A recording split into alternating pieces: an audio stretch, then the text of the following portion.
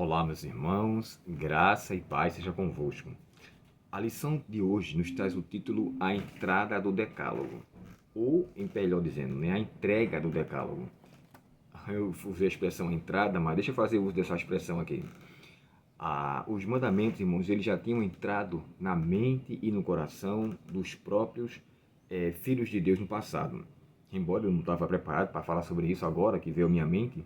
E por que eu falo isso? Vocês lembram que no capítulo 16 de Êxodo, Deus falou assim: E no sexto dia colherão em dobro o maná, para saber se andam em minha lei ou não. Uma lei que foi dita antes. Então a lei de Deus já tinha entrada na vida deles antes que viesse o pecado. Agora, na entrega, e ali de forma oficializada, através do decálogo, né, que é chamado de 10 palavras, né, deca de 10 e logos de palavra, as 10 palavras. Embora, irmãos, não é muito prático o uso de 10 mandamentos na Bíblia, nós o encontramos em Êxodo capítulo 34, verso 28. E Deus escreveu ali os seus mandamentos. Deuteronômio capítulo 4, verso 13 e 10, verso 4. Também tem a expressão lá, os 10 mandamentos. Você pode conferir na sua Bíblia que está lá o termo que é utilizado. Mas algo me chama aqui a atenção. Você observa que os mandamentos eles estão em duas tábuas.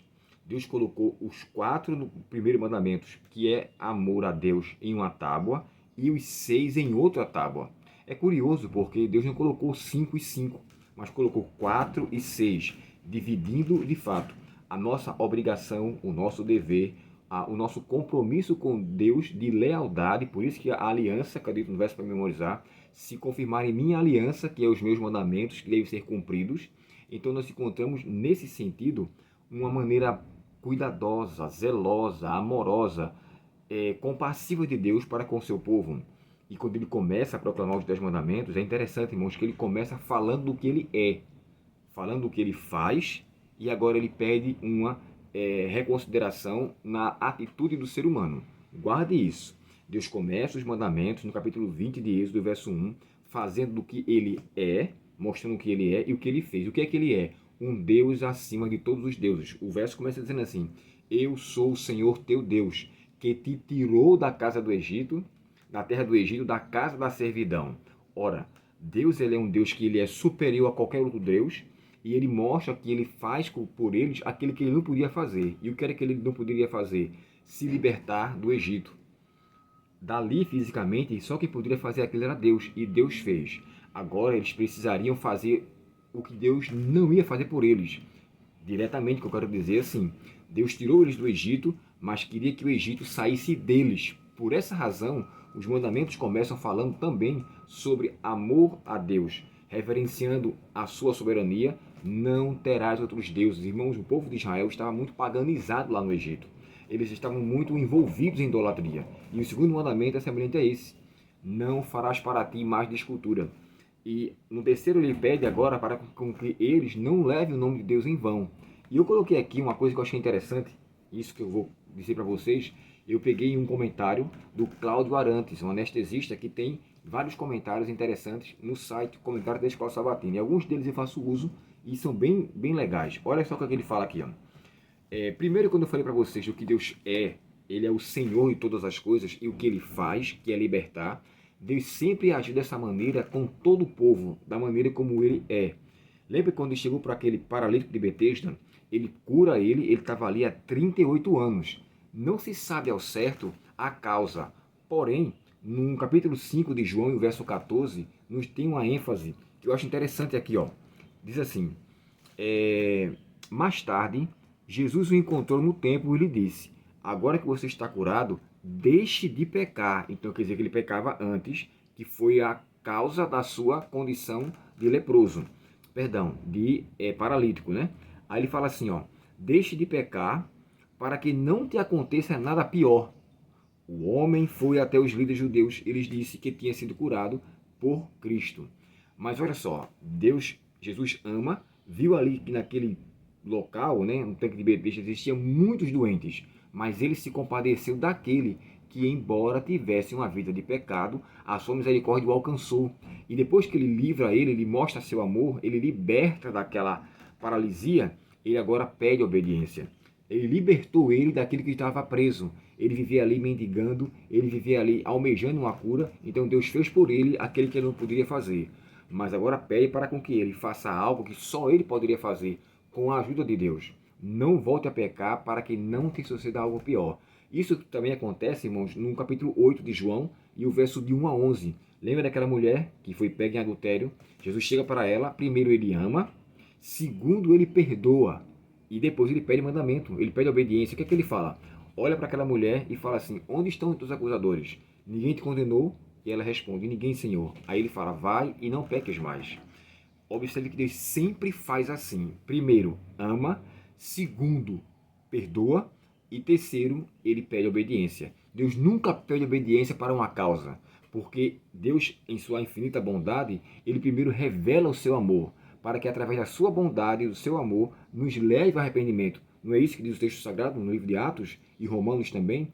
A bondade de Deus nos leva ao arrependimento. Então Deus foi bondoso com o povo de Israel, foi bondoso com o paralítico de Betesda, foi bondoso com aquela mulher pega em adultério, é misericordioso e bondoso conosco também. E aqui, para fechar o comentário, eu quero deixar uma coisa para vocês aqui bem interessante. O primeiro mandamento, irmãos, envolvia a adoração aos outros deuses, que Deus pedia singularidade. Então, o que é que eu entendo aqui? Esse primeiro mandamento envolvia pensamento. O primeiro mandamento e o segundo. Tá? Não terás outros deuses diante de mim e não farás para ti imagem de escultura. Ou seja, não coloque em sua mente expectativa de que esses deuses podem fazer alguma coisa por você, pois não podem. O terceiro mandamento tem a ver com palavras. Primeiro é pensamento e agora é palavra. Não tomarás o nome do seu teu Deus em vão. Então, assim, tem a ver com as palavras que proferimos. O quarto mandamento, eu vejo as três atribuições de Deus: atos, palavras e pensamentos. Isaías capítulo 58, verso 13 a 14, fala assim, não fazendo a tua própria vontade, nem desejando coisas vãs, ou falando palavras vãs. O quarto mandamento, que envolve o preceito que diz, lembra-te do dia de sábado, ele me deixa claro que eu não devo usar palavras vãs, eu não devo ter ações estranhas e nem pensamentos diferentes. Todos esses três pontos, eles são contrários à guarda do sábado. Lembre-se, o primeiro e o segundo mandamento tem a ver com ações. Perdão, pensamentos. O terceiro mandamento tem a ver com palavra, ou seja, não falar de Deus em vão. O quarto são os três: palavras, ações e pensamentos. E os demais mandamentos que têm a ver com o próximo, todos eles têm a ver com respeito. Respeite aos seus pais. Também envolve as três questões, tá? Pensamentos, palavras e pensamentos, palavras, e agora deu um branco no outro, rapaz, que eu falei. Pensamentos, palavras e ações. Pronto, são os três. Não deve desrespeitar o seu pai nem por palavra, nem por pensamento, nem por nenhum tipo de ação. Devemos respeitar os nossos pais também. Eu entendo dessa forma, tá bom? Não quero dizer que é uma regra aqui. Você pode entender como você achar interessante, mas eu achei curioso essa maneira.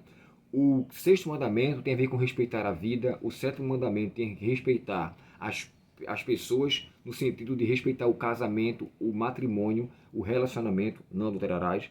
E os demais mandamentos, não furtarás, não terás falso testemunho, não cobiçar, tem a ver com respeitar as coisas do próximo também.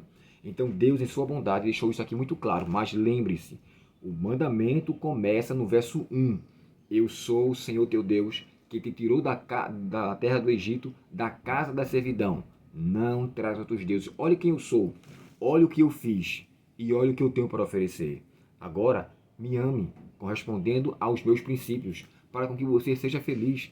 João 14,15 diz: se me amais, guardareis os meus mandamentos. Então Deus nunca, jamais vai exigir de você algo que ele antes não se revele como um Deus amoroso, bondoso, compassivo, misericordioso e libertador. Na lei de Deus eu encontro um preceito claro de que Deus redimiu o povo pela sua libertação. Conosco foi a mesma coisa. Deus morreu por nós, sendo nós ainda pecadores. Então ele veio a este mundo nos conceder aquilo que nós não tínhamos como conceder, que era a salvação. Paulo aos Romanos fala que Deus estava em Cristo reconciliando consigo o mundo para trazer-nos de volta ao seu relacionamento. E agora que Deus nos tirou da condenação do pecado, ele pede a você que tire o mundanismo de sua vida. Tiremos aquilo que nos compromete numa relação mais íntima com Deus. E se assim o fizermos, seremos felizes. O texto é muito claro quando fala assim: quem quiser beber, venha e beba da água da vida que Deus quer lhe conceder. Essa água, essa pessoa, como eu li para vocês no texto de João, é uma evidência clara do Espírito Santo sendo derramado na sua vida e tornando você uma nova pessoa. Que Ele nos livre do mundanismo que nós estamos vivendo. Cristo nos tirou do lamaçal do pecado. Agora devemos tirar o pecado de nosso coração, de nossa mente, com o auxílio do Espírito Santo. Ele nos redimiu, Ele nos libertou e Ele nos salvará quando Ele voltar. E que correspondamos à sua vontade, obedecendo a sua palavra, conforme está em Êxodo capítulo 20 e o verso de 1 ao 17. Vamos orar? Obrigado, querido Pai, pela bondade do Senhor para conosco, pois é a tua bondade que nos leva ao arrependimento. E nos ajuda, ó Deus, a vermos isso com olhos espirituais, para que venhamos a tirar de nós o mundanismo, os desejos egoístas, os pensamentos lascivos. Que em nome de Cristo haja libertação em nossa vida. Perdoa, Pai, nossos pecados, abençoa os teus filhos que estão assistindo este vídeo e concede-lhe forças em sua jornada para vencer as tentações e no Senhor ser mais que vitorioso, em nome de Jesus. Amém. Deus muito te abençoe. Se você puder, irmãos, compartilhe esse vídeo, curta, fique à vontade para poder mostrar aos outros. E se tiver alguma dúvida, escreva aqui embaixo nos comentários, que eu terei o maior prazer em lhe auxiliar, se eu tiver uma resposta para ajudar, tá bom? Deus te abençoe e até o próximo estudo, se Deus quiser. Até logo.